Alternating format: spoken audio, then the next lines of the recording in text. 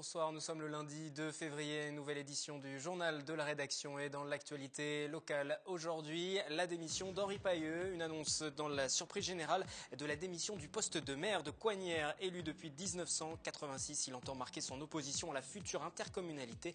Coignères doit rejoindre en janvier Saint-Quentin en Yvelines. Culture, Lionel Massetta, ancien directeur de l'Onde, théâtre de Vélizy-Villacoublay, vient de prendre officiellement la tête de la scène nationale à Montigny-le-Bretonneux. Il sera en plateau pour évoquer ses projets. Et puis en basket du sport, en National 3, victoire samedi de l'équipe de Trappes face à l'Entente Le Chesnay-Versailles, une victoire acquise dans les dernières minutes.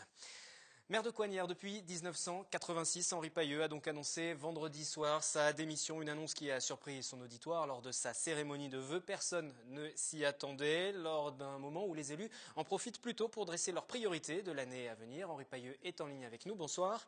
Oui, bonsoir. Vous allez nous expliquer les raisons de cette annonce, mais tout d'abord sur la décision même. À quel moment vous avez pris la décision de quitter votre poste de maire? Vous êtes venu encore la semaine dernière en plateau évoquer les dossiers de votre commune. C'était déjà mûrement réfléchi? Oui, non, non, pas du tout, non. Hmm. Non, lorsque j'étais sur votre plateau au lendemain des élections municipales, si vous vous souvenez, vous m'avez demandé quelles étaient mes intentions pour 2020. Mhm. Ce à quoi j'avais répondu rapidement que je vous donnais rendez-vous en 2038. Alors qu'est-ce qui a motivé? À quel moment vous avez pris cette décision-là? Ça s'est fait? Eh bien, j'ai pris cette décision, je dirais, allez, on va dire à l'automne dernier. Et qu'est-ce qui la motive aujourd'hui? C'est la question La c'est la motivation question de est extrêmement l'intercommunalité simple. notamment, ce rattachement à Saint-Quentin en Yvelines qui ne vous a pas plu? Non, la raison est, je dirais, extrêmement simple. Vous savez, moi j'ai été élevé par mes parents et des jésuites. J'ai un certain sens de l'éthique et de la morale, et de l'intérêt général et de la France. Et là-dessus, eh bien, je me suis rendu compte que je ne pouvais plus cautionner ce qui se passait. On vit dans un monde totalement immoral. Il n'y a plus d'éthique. Il n'y a plus que l'intérêt particulier qui prime sur l'intérêt général. Eh bien ça, que voulez-vous, c'est contraire, je dirais, à ma conception de la vie, à la conception de la politique. Je suis gaulliste, profondément gaulliste, et donc à partir de là, je me suis rendu compte, à réfléchir, que je ne pouvais plus poursuivre. Bien évidemment, il y a eu deux déclencheurs dans cette affaire. D'abord, le fait que l'autoroute A12, dans son prolongement, ait été abandonnée dans le Sdrif. Pour moi, c'était une affaire absolument insupportable, relevant de lobbying, je dirais, au sein des ministères, dans l'opacité la plus totale. Et ensuite, alors, cerise sur le gâteau, eh bien, tout ce qui se met en place autour de l'intercommunalité, qui se passe actuellement dans le cadre d'une accélération on va dire, du préfet de région Île-de-France, que je ne comprends absolument pas. Il y a bien d'autres choses bien plus importantes actuellement à traiter en France, comme le chômage, l'économie ou autre chose, que d'accélérer le processus sur une affaire qui, de plus, c'est bien ma foi, est, comment pourrais-je dire, antidémocratique.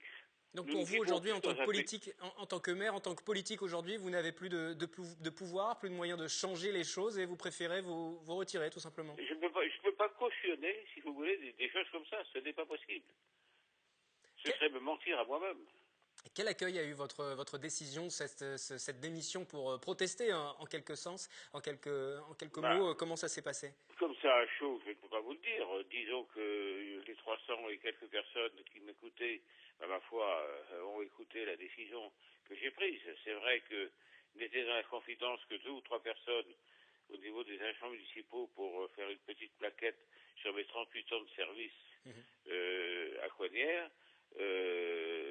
Mais là-dessus, évidemment, personne n'était au courant de la décision que j'ai prise. Donc, Mais vous avez reçu un soutien de la part de politiques, je pense à Gérard comment? Larcher, le président du Sénat qui était là notamment? Oui, Gérard Larcher, président du Sénat, était là. Pierre Védier, président du Conseil général, était là également. Donc, ils ont eu, je dirais, des propos extrêmement élogieux l'un comme l'autre me concernant, mais ils n'ont pas, je dirais, fait de commentaires particuliers sur la décision que j'ai prise, qui était quand même considérée par l'ensemble des personnes que j'ai pu voir après comme étant une décision extrêmement courageuse, etc., et me félicitant. Voilà. Et vous ne reviendrez pas, on imagine, sur cette décision. Comment vont s'organiser les prochains mois? Vous allez partir assez rapidement, finalement, vers le mois d'avril, dès que tout le Ma budget foi, sera enclenché? j'ai une équipe qui s'appelle Moderne Démocratie, donc je vais la réunir. Nous allons discuter donc de la suite, parce que je n'ai pas préparé ma succession Donc, nous allons en discuter dans le cadre de l'équipe Coder des Boursis. Quant à la date de départ, eh bien, il y en a deux. Ou ce sera le 5 mars, date de mon anniversaire et de mes 75 ans, ou ce sera le 14 avril, date à laquelle on vote le budget prévitif de l'année, parce que je travaille dessus déjà depuis 2 ou 3 mois, et donc on verra avec mon équipe si c'est moi qui fais voter le budget prévitif ou si c'est mon successeur. Voilà. Et il y a la sortie aussi d'un essai autobiographique qu'on va signaler, La force de la conviction, un maire et ses combats, aux éditions de l'Archipel. Vous avez signé cet ouvrage, vous tiendrez plusieurs dédicaces, on redonnera bien sûr les dates sur cette antenne. Pour vous, la politique, c'est terminé une fois que vous aurez quitté la municipalité, pour conclure?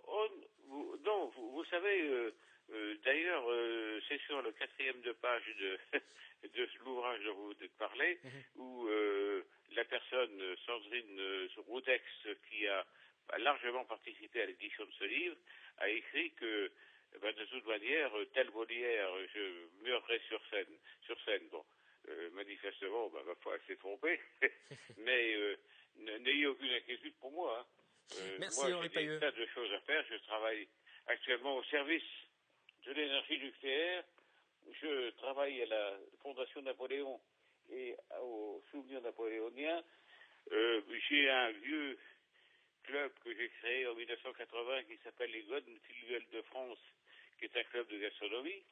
Après tout, pourquoi ne pas profiter du temps que je vais avoir maintenant? Moi, je travaillais 20 heures par jour tous les jours. Oui, effectivement, Donc, effectivement temps, vous êtes. bon, On le sait au niveau des pourquoi horaires, ce qui pas explique d'ailleurs réanimer un club comme celui-là, votre et absence. puis bien d'autres choses. Vous savez, j'ai tas de choses à faire, mais je ne vais pas aborder la politique pour autant. Merci Henri Je reste Pailleux. au conseil Nous aurons l'occasion. municipal. Merci Henri Pailleux, nous aurons l'occasion d'en parler plus longuement. Vous serez le bienvenu sur ce plateau pour revenir sur cette longue carrière politique qui, en tout cas, va s'achever d'une certaine manière avec ce départ du poste de maire de Coignères. Merci Henri Pailleux d'avoir été en ligne avec nous. Je vous en prie, merci à vous. Toujours en politique à Louvciennes, rapidement, Pierre-François Viard, UMP, a été élu maire à l'issue du premier tour avec 52% des suffrages dimanche. Une élection qui s'est déroulée après l'annulation du précédent scrutin de mars dernier suite à un recours d'André Van Holbeck, UDI. Ce dernier était à la tête de la ville entre 2001 et 2014. Il n'avait pas digéré la victoire par 15 voix seulement avec son rival. Cette fois-ci, l'écart est beaucoup plus prononcé. Et puis à Rambouillet pour le scrutin départemental. Cette fois-ci, les écologistes et le Front de gauche annoncent faire campagne commune. David Jutier, conseiller municipal de Rambouillet d'Europe Écologie Les Verts, se présente avec Claire Vigneault, également conseillère municipale dans la ville, militante du Front de gauche. Une nouvelle déconvenue pour le Parti socialiste esseulé. Culture avec l'invité de ce soir, Lionel Massetta. Bonsoir. Bonsoir. Vous êtes le tout nouveau directeur du Théâtre National de Saint-Quentin en Yvelines. Vous venez de prendre vos fonctions aujourd'hui. Comment s'est passée cette première journée? Écoutez, la première journée s'est très bien passée, assez dense comme je m'y attendais, mais en fait bon, j'ai eu l'occasion de rencontrer une grande partie de l'équipe avant cette prise de fonction, donc je savais exactement à quoi m'attendre. Ce n'est pas une totale découverte. Jusqu'à présent, vous étiez le directeur de l'Onde, c'est le théâtre Centre d'art de Vélizy-Villacoublay. Que vous a apporté cette expérience pour aujourd'hui prendre en main le Théâtre National, la scène nationale à Montilly-le-Bretonneux?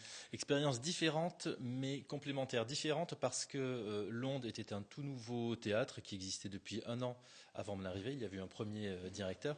Avec l'équipe de l'Onde, on va dire que j'ai assuré, que nous avons assuré tout le développement du théâtre, le développement et le rayonnement, ancrage local et rayonnement. Donc ça, c'est une expérience particulière où nous avons petit à petit développé également toutes des expressions contemporaines. Alors que là, le théâtre à 50 ans d'Yvelines était déjà là, donc il faut récupérer le navire en cours de route. Voilà, c'est-à-dire que j'arrive au cours d'une histoire. C'est un théâtre qui est aussi le symbole de la décentralisation culturelle. C'est un symbole très fort, c'est un symbole au sein de la communauté d'agglomération, mais également du département et au-delà du département. Donc je prends cette histoire en cours, je me rends compte aussi de l'attachement qu'ont et les équipes et les publics à cette scène-là. Maintenant, entre la connaissance que j'ai du théâtre en tant que spectateur ou partenaire passé, et puis en tant que directeur aujourd'hui, il y a un fossé, et maintenant ce fossé, j'entends bien le combler dans les semaines et les mois à venir. Votre projet, si l'on en croit les échos dans la presse, est pluridisciplinaire. Vous voulez une logique partenariale avec une ouverture sur le territoire, forcément, comme ça s'est fait jusqu'à présent, et rassembler artistes, chercheurs, spectateurs. Il faut continuer à avoir un lieu comme ça en ébullition avec différents acteurs. Oui, c'est important. Mais on va dire qu'il y a des choses qui vont se poursuivre ou se renforcer, et d'autres choses qui vont être un tout petit peu nouvelles. Alors, dans les choses qui vont se poursuivre. Il y a un travail absolument remarquable qui a été mené par l'équipe de Jacques Pornan et par Marie Didier, qui a assuré, administratrice du lieu, qui a assuré l'intérim. Et je tiens également à lui rendre hommage ce soir. Et puis Jacques Pornan, l'ancien directeur. Jacques Pornan, ancien directeur de la scène nationale pendant 10 ans. Un travail remarquable qui a été fait autour de l'art lyrique, notamment, pas que. Un travail de démocratisation culturelle. Donc ce travail-là, autour de l'art lyrique, va se poursuivre. La question de la pluridisciplinarité qui est au cœur du projet de cette scène nationale, qui a un cahier des charges, la pluridisciplinarité sera renforcée. Et dans les directions de programmation de la saison prochaine, elle est déjà renforcée. Ça, c'est des choses qui vont se poursuivre. Ensuite, il va y avoir des nouveautés, en effet. Dans les nouveautés, je citerai deux choses. Là, la question des partenariats, vous en parliez, elle est essentielle et pour moi, elle est au cœur du projet. Les partenariats, ils vont se renforcer. On parle de partenariats locaux au sein de la Casquie avec des partenaires naturels que sont les autres théâtres, que peut être le musée, que peut être le réseau de médiathèques. Il y a des partenariats qui peuvent se développer au-delà de la Casquie. Et puis des partenariats encore au-delà de la Casquie, au-delà du département et dans la région, au-delà de la région.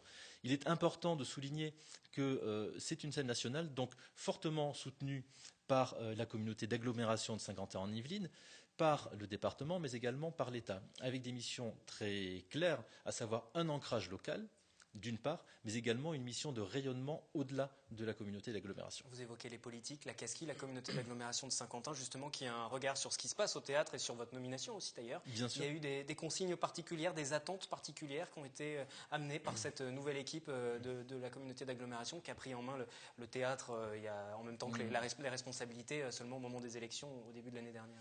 Il y a en tout cas un accord entre les différents partenaires au projet, à savoir la Casquie, le ministère de la Culture et de la Communication et le département. Ils se sont accordés sur le projet que j'ai présenté et sur notamment les nouveautés dans ce projet, donc l'aspect continuité et les nouveautés. Dans les nouveautés, c'est la création, alors je vais essayer de ne pas être jargonneux, mais d'un laboratoire des nouvelles écritures scéniques. Depuis des années, les nouvelles technologies, mais pas seulement les nouvelles technologies, apportent une autre façon de faire du théâtre, de faire de la danse, de faire du cirque. Comment est-ce que ces nouvelles technologies peuvent entrer et peuvent modifier cette façon et comment est-ce que ça peut modifier également la perception du spectateur.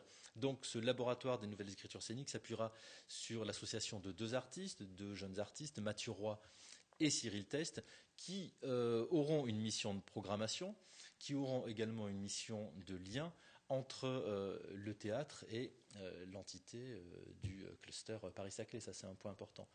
Autre chose également, autre nouveauté, c'est que je pense que ce sera à partir de 2016 et 2017 la mise en place de ce que j'ai appelé les rencontres in-cité.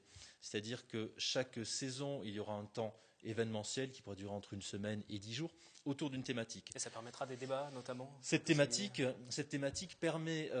serait traitée, et c'est tout l'enjeu du projet, serait traitée de différentes manières. C'est-à-dire qu'il y aurait des entrées artistiques. Il ne faut pas oublier que l'art est au cœur de ce projet. C'est une scène nationale, mais il peut également y avoir des entrées sociologiques, historiques, et là aussi une politique de partenariat qui s'appuie sur toutes les ressources de ce territoire. En fait, ce que j'ai voulu faire, c'est progressivement, et c'est ce que l'on verra dans les années qui viennent, progressivement, de façon douce, mais continue, rapprocher de plus en plus le théâtre de son territoire. Et ça permettra de faire rentrer un nouveau public encore, de continuer cette démocratisation, de viser très très large. Vous parliez de l'entrée historique par exemple, alors on pense peut-être aux chercheurs universitaires, ou diversifier un peu, faire venir un public jeune aussi.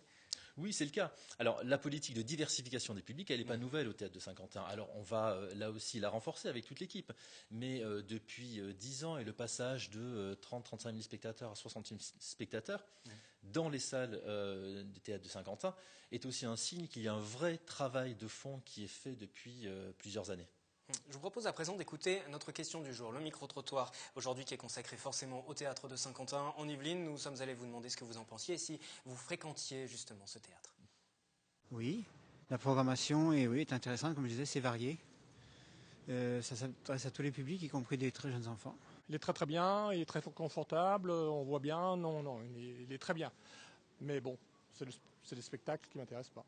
J'y suis allé une fois pour la présentation des programmes et j'ai été un peu déçu. Alors, c'est vrai que ça fait plus de 3-4 ans que je suis allé. Non, quasiment pas. J'y étais il y a 2-3 ans, en fait, voir un spectacle, parce que je connaissais déjà les personnes qui le faisaient, mais c'est tout. Eh ben alors parce que la programmation nous attire pas plus que ça. Et comme c'est un peu moderne, on a peur de s'ennuyer ou de pas trop aimer, donc on n'y va pas. C'est le programme en fait, c'est pas un des programmes qui me tente, voilà. Et ben là on a vu la programmation, donc on va voir Charlie Couture. Et puis petit à petit on essaiera, mais on se dit tout le temps il faut y aller. Et donc là voilà, on va commencer. Faut revoir les programmes. Bon, allez, grosso modo, on a entendu le moderne, ça peut faire peur, on préfère plus classique. C'est difficile aussi d'arriver à conjuguer les attentes de tout le monde. Mais alors, vous parlez de diversification des publics, ça tombe bien, j'étais dimanche, je suis allé voir le Cirque Plus, mais lorsqu'on parle de diversification des publics, il n'y avait qu'à regarder cette salle de 1000 places. Voilà, il y a 7 représentations, 7000 personnes qui viennent, 7000 individus différents qui viennent, et véritablement toutes les tranches d'âge. Ensuite, sur la question du contemporain, il ne faut pas oublier que ce lieu est un lieu de spectacle vivant. Par définition, c'est forcément un lieu qui défend aussi les esthétiques d'aujourd'hui. C'est un point extrêmement important.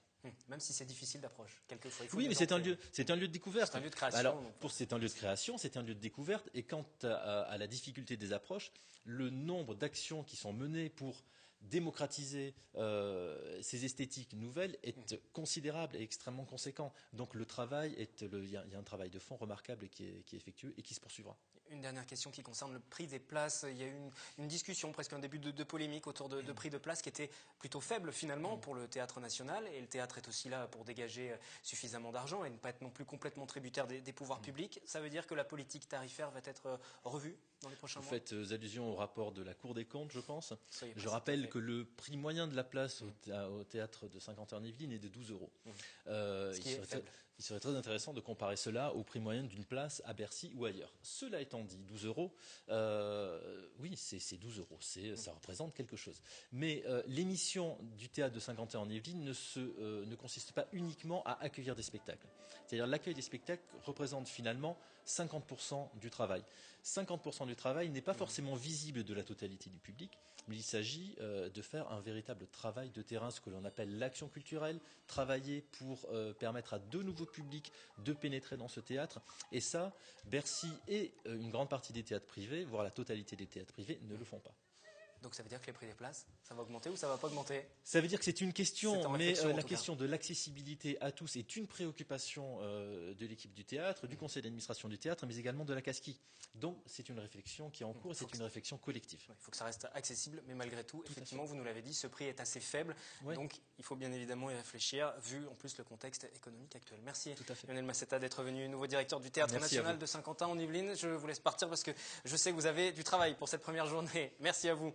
On parle éducation à présent dans ce journal, des tableaux numériques qui font leur entrée en grand nombre dans les écoles de Bois d'Arcy. Depuis un mois, les classes de 3e cycle du groupe scolaire Vigy-Lebrun en sont d'ailleurs équipées. Une matinée portes ouvertes était organisée ce samedi à Bois d'Arcy. Des enfants qui dessinent sur un tableau numérique. Dans beaucoup d'écoles, c'est devenu courant. Ici, à Bois d'Arcy, les VNI, comme on les appelle, les vidéos numériques interactifs, font progressivement leur apparition. Depuis un mois, les classes de CE2, CM1 et CM2 de cette école pilote en sont équipées. Les enseignants ont suivi une première formation de 3 heures avant de se lancer. Ils étaient d'ailleurs demandeurs. J'ai remarqué dès le moment où j'ai commencé à travailler sur un TNI que les élèves étaient beaucoup plus attentifs, étaient beaucoup plus motivés, que ça permettait des échanges entre eux qui étaient plus importants. Pour les enseignants, c'est une autre façon de préparer sa classe, puisqu'on prépare sa classe sur l'ordinateur, qu'on va rechercher sur Internet pour proposer différents supports aux élèves.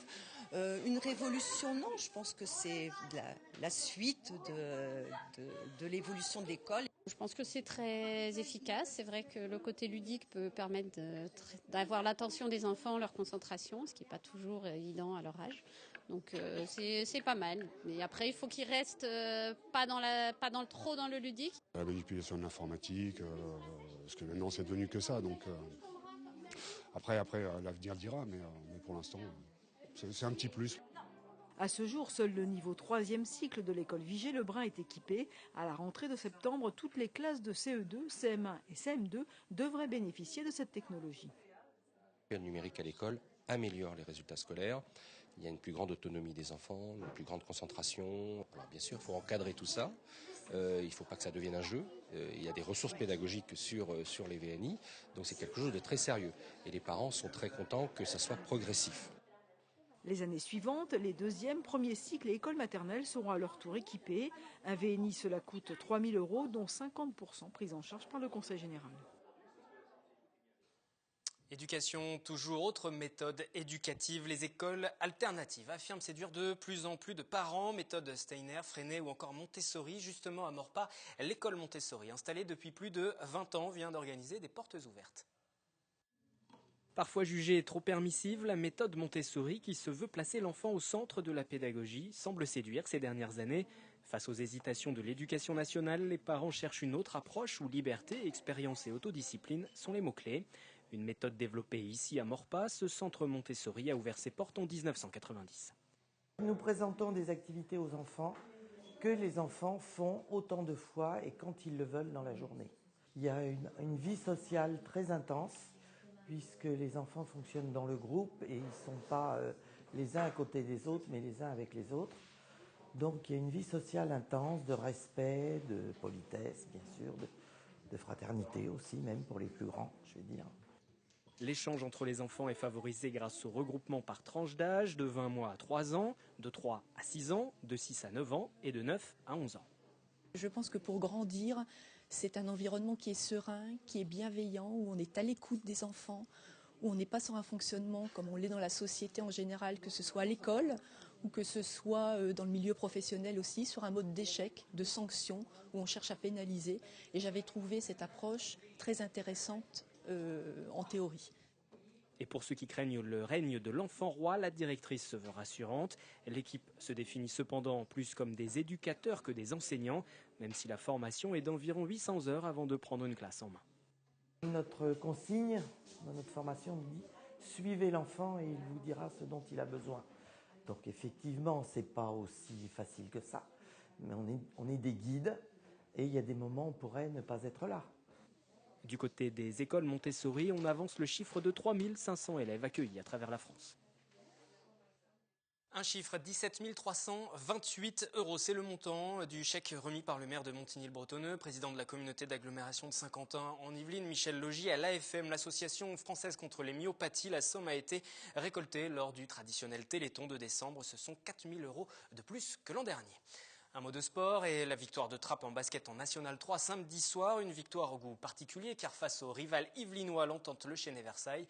Mais longtemps, le sort de la rencontre aura été incertain. Michael Enmidoro pour le résumé. Le bouillant derby yvelinois, Trappes Le Chesnay a tenu toutes ses promesses, mené 62-61 sur son parquet à 4 minutes 20 de la fin du match. Les trappistes ont su renverser la rencontre dans les derniers instants pour l'emporter 81-65 après 3 quarts temps très compliqués. Au début, je pense qu'on les a un peu pris de haut et par la suite, on a commencé à se mettre dedans et ils sont revenus. Et je pense que comme il dit souvent, la somme de chaque individu, je pense que c'est ça qui a fait la différence. On n'arrivait pas à se trouver, même si la volonté était là, on n'arrivait vraiment pas à faire des extra passes. Et le coach a remédié à ça et par la suite, on a réussi à retrouver nos joueurs et retrouver notre jeu en fait. Notre groupe était déstabilisé au départ parce que en fait, il nous manquait notre pivot et cette blessure qui est arrivée au dernier moment les a déstabilisés. Et ils ont effectivement, comme le disait Yann tout à l'heure, eu du mal à rentrer dans le match. Grâce à cette victoire, Trappes remonte à la 8e place du championnat de National 3 avec 22 points en 15 journées. En plus d'un impact direct sur le classement, cette victoire dans le derby permet de booster le moral des joueurs de Mostafa El Afidi. C'était super important pour éviter de se faire des frayeurs par la suite. Donc là, si on en remporte encore 2-3, ça nous aidera en fait. Les objectifs, c'est tout d'abord de gagner les 2 prochains matchs et d'essayer de finir l'année avec un esprit de groupe. Prochain match pour l'ESC Trappes Saint-Quentin-en-Yvelines samedi prochain à 20 h sur le terrain de Malakoff. Victoire impérative pour assurer le maintien. Et dans un instant, sur notre antenne, le 7-8 sport, l'essentiel du week-end. Il sera forcément question de hand et de foot US avec le titre mondial des Bleus et le Super Bowl de cette nuit. Fin du journal, je vous retrouve demain aux mêmes horaires pour un nouveau point sur l'actualité locale. Très bonne soirée.